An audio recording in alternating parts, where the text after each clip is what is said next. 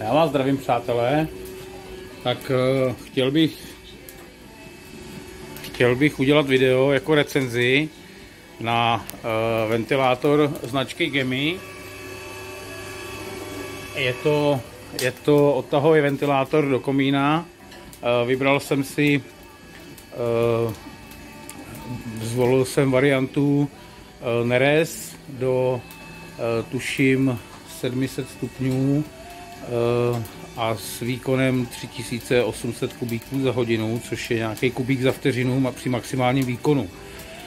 Postavili jsme si tady v pergole takový grill a samozřejmě nevhodně zvolenou koncepcí, kdy komín nemáme umístěný nahoře, ale máme ho bokem, to znamená, že odtah je takto.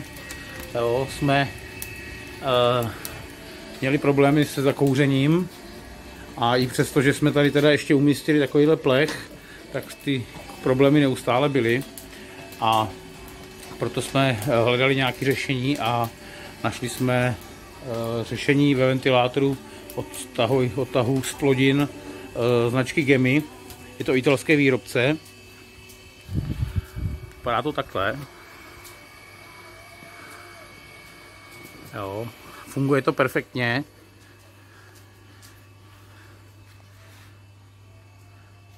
A mám to umístěné na pergole.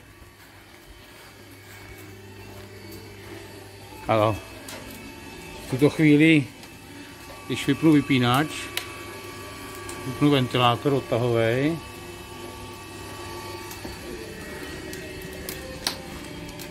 tak sem začne pronikat kouř tady.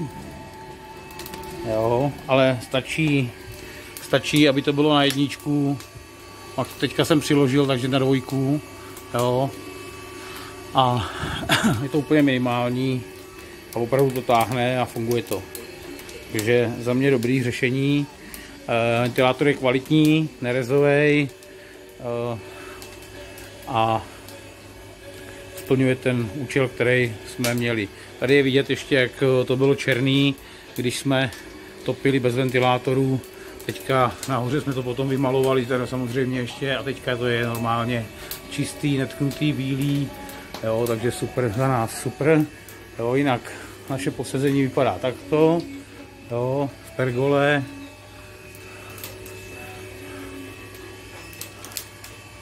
A užíváme si grilování teďka, takže to je všechno z tohoto videa. Takže Gemi je jednička. Stojí to sice peníze, ale vyplatí se to. Kdo má problémy, určitě ať koupí. Mějte se. Čau.